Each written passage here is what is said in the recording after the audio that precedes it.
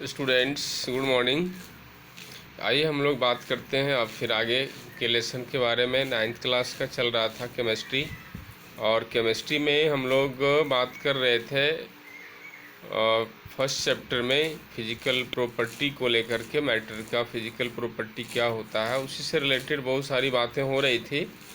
और उन बहुत सारी बातों के दरमियान हम लोग बात कर रहे थे जो प्रोसेस होता है कन्वर्टिंग स्टेट, कन्वर्टिंग का स्टेट जो चेंज करता है उसका जो प्रोसेस होता है उसके बारे में बात कर रहे थे। और उसमें एक प्रोसेस बड़ा इम्पोर्टेंट टॉपिक के रूप में आया है आपके सिलेबस में, इवेपोरेशन। वाष्पीकरण क्या होता है, वाष्पीकरण के बारे में थोड़ा सा डिटेल किया जाना है। वाष्पीकरण को प्रभावित करने वाले कारकों के नाम लिखो, फैक्टर्स इफेक्टिंग इवेपोरेशन। तो क्या क्या है इसकी बात करेंगे, और वो किस तरह से प्रभावित करते हैं हम लोग बहुत सरल तरीके से, सहज तरीके से 1 बाय 1 समझते जाएंगे। और फिर इससे रिलेटेड कुछ क्वेश्चंस भी हैं तो उसकी भी बात हम लोग करेंगे साथ साथ। और फिर नेक्स्ट टॉपिक, वाष्पीकरण के कारण शीतलता आती है। वाष्पीकरण के कारण शीतलता कैसे आती है ये भी बात करेंगे।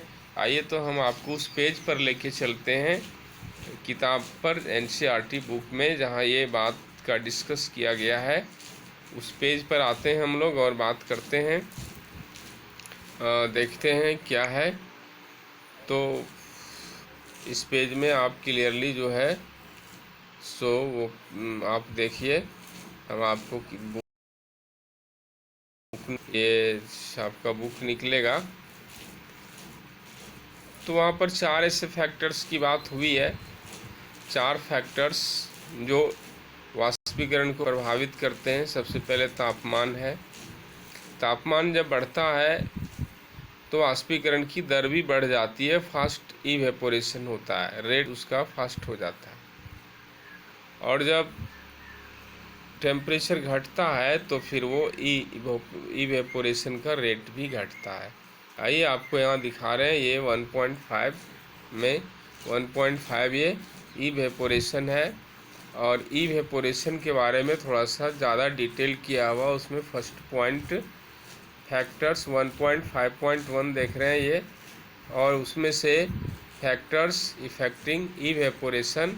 और 1.5.2 इधर देखिए आप, how does evaporation cause cooling, मतलब इवेपोरेशन कूलिंग का काउज कैसे होता है, ये बात यहाँ हुई है। तो यहाँ पर हम लोग फैक्टर्स इफेक्टिंग इवेपोरेशन में 4 फैक्टर्स की बात करेंगे। उसमें से एक एक्टिविटी लेकर के भी आपको समझाया गया है।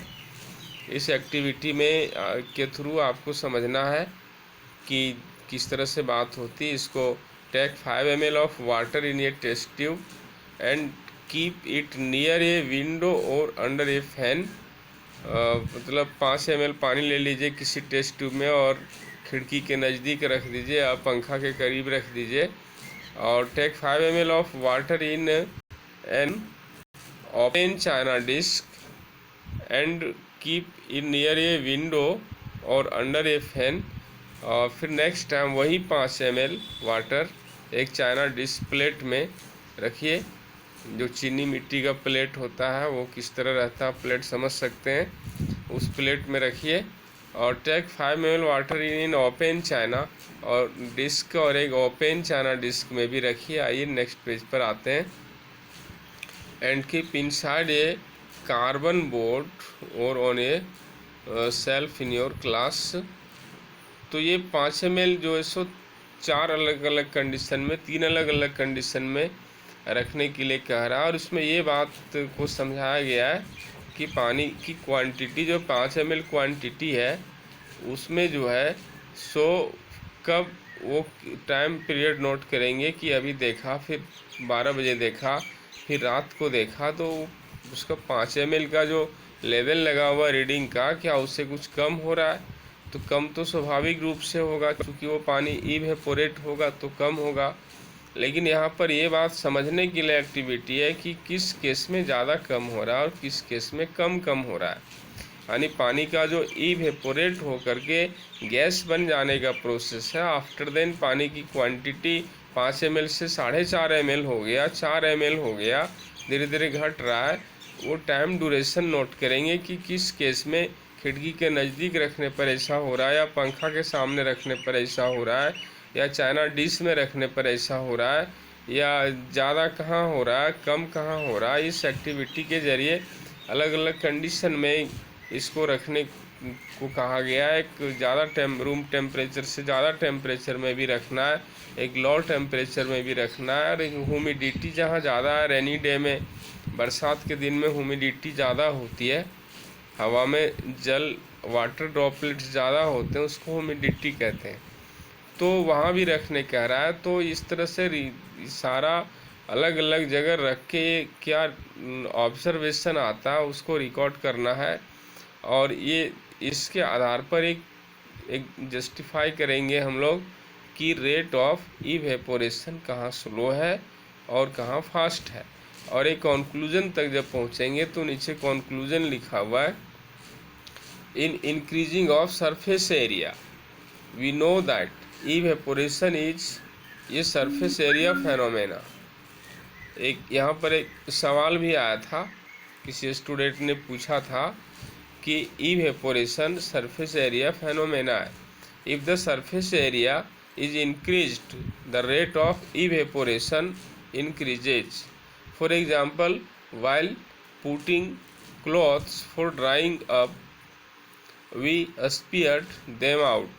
यहाँ एक एग्जाम्पल दिया हम लोग, और एग्जाम्पल के थ्रू भी समझ सकते हैं कि यहाँ पर कहा कि रेट सरफेस एरिया जब बढ़ता है तो इवेपोरेशन का रेट भी बढ़ता है, यानी जल जो की मात्रा है, जो जल के कण हैं वो जल्दी इवेपोरेट होते हैं, फास्ट होते हैं। एग्जाम्पल में यहाँ पर दिया है कि जब एक गीला कपड़ा को सूखने देते हैं और यूँ हम उसको फैला के नहीं रखते हैं, सिंपली उसको रखते हैं, तो सिंपली उसको रखने के बाद जो है वो लेट से इवेपोरेट होता है, सारा वाटर ड्रॉपलेट्स, मतलब देर से सूखता है वो। लेकिन जब कपड़े को फैला करके रखते हैं तो जल्दी सूखता है, मतलब फैलाने से उसका सरफेस एरिया ज़्यादा फैल गया वो, और यूँ बिना फैलाए रखें सरफेस एरिया कम है। सरफेस एरिया कम है तो वाष्पीकरण की गति कम है, फलस्वरूप जल के कण धीरे धीरे वाष्पित हो रहे हैं, 1 घंटा लग जाएगा सूखने में। लेकिन जब उसको फैला के रखते हैं तो 15 मिनट में सूख जाएगा, 20 मिनट में सूख जाएगा, और वही सारे ड्रॉपलेट्स वाटर के 15-20 मिनट कम्प्लीटली इवेपोरेट होकर के पानी बन गए, गैस बन गए, पानी ख़त्म हो गया, कपड़ा सूख गया। एग्जाम्पल यहाँ पर दिया, लेकिन हम आपको अदर एग्जाम्पल दे रहे हैं कि एक सवाल में लिखा हुआ भी है, आपका हम सवाल आपको दिखाते हैं। आइए, बिल्कुल उस क्वेश्चन में लिखा हुआ है बड़े अच्छे ढंग से, देखिए यहाँ पर लिखा हुआ है, वाई डज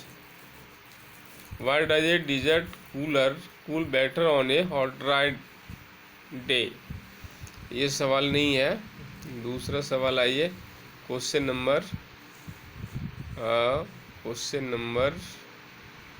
4 में आते हैं। देखिए question number 4, why are we able to sip hot tea और milk faster from saucer rather than a cup.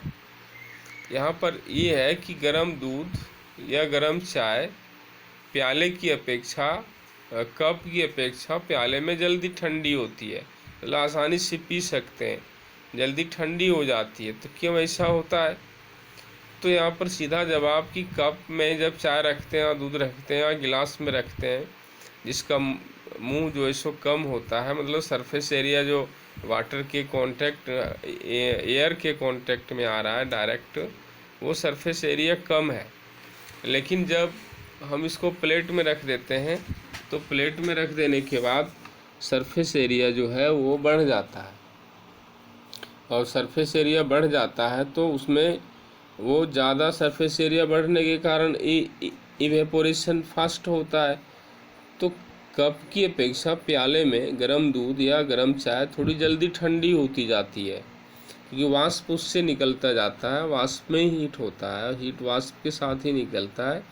इस बारे में हम पहले बोल चुके हैं। तो वो कप के कंपैरिजन में प्याले में जल्दी इवेपोरेशन होता है, फास्ट होता है। इसलिए वहाँ आसानी से पी सकते हैं, जल्दी ठंडी होती है। और इस तरह से क्लियरली ये बात क्लियर होकर के आ रही है कि surface area is a factor that effecting evaporation. ये बात क्लियर होकर के आ रही है कि सरफेस एरिया एक ऐसा फैक्टर है जो वाष्पीकरण को प्रभावित करता है। और किस तरह प्रभावित करता है? तो सरफेस एरिया ज़्यादा हो तो इवेपोरेशन भी फास्ट होगा, सरफेस एरिया कम हो तो इवेपोरेशन भी कम होगा रेट उसका। ये दूसरा फैक्टर जो है an increasing of temperature. Temperature increase करता है जब तब ज़्यादा तापमान होता है तो इवेपोरेशन भी फास्ट होता है। इसलिए हम देखते हैं कि जो समर सीजन में कपड़े जल्दी सूखते हैं और विंटर सीजन में कपड़े देर से सूखते हैं। समर सीजन में क्या है कि समर सीजन में जो है सो ज़्यादा टेम्परेचर होता है और फिर कपड़े जल्दी सूखते हैं, और विंटर सीजन में टेम्परेचर कम होता है। तो टेम्परेचर यहाँ पर काउस है, एक फैक्टर है जो इवेपोरेशन को प्रभावित करता है। इस तरह से तीसरा फैक्टर ये डिक्रीज इन ह्यूमिडिटी। ह्यूमिडिटी जब ज़्यादा होती है तो इवेपोरेशन स्लो होता है। बरसात के दिन में आर्द्रता ज़्यादा होती है हवा की, तो आर्द्रता ज़्यादा होने के कारण जो है सो उसका रेट ऑफ इवेपोरेशन जो है सो स्लो होता है और कपड़े देर से सूखते हैं, फर्श देर से सूखता है। कोई भी चीज़ जहाँ भींगा हुआ चीज़ है वो जल्दी नहीं सूखता।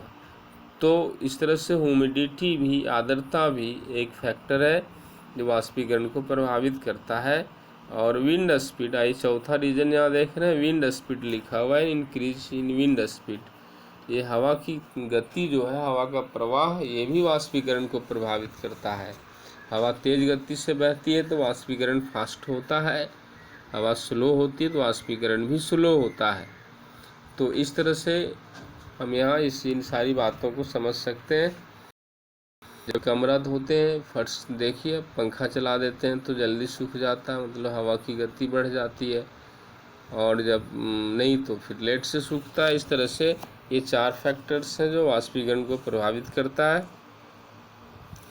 How does evaporation cause of cooling, और इस तरह से इवेपोरेशन कूलिंग का काउज है। नेक्स्ट टॉपिक है ये, और नेक्स्ट टॉपिक में इसका डिस्कस हुआ है आगे, और इस तरह से इसका डिस्कस को लेकर के हम फिर बात करेंगे।